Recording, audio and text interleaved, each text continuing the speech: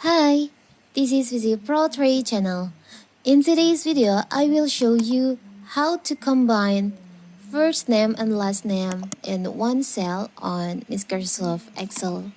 Before you get started, don't forget to subscribe and turn on the notification to keep you updated about this channel.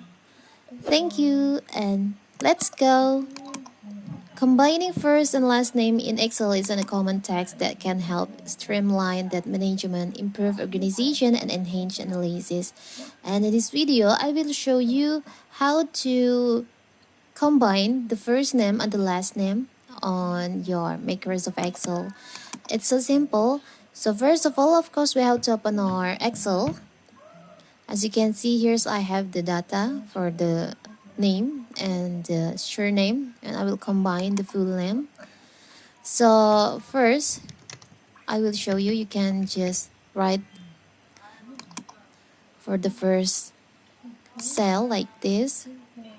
Now, you just need to press on Control plus A. So you can tap on the first cell and press on Control plus A, and it will turn out like this. As you can see, the full name fill into the cell like this. If there is a cell that you can just write the name like this, it's so simple, right? So if you have too much data that you want to create, you can just do this shortcut.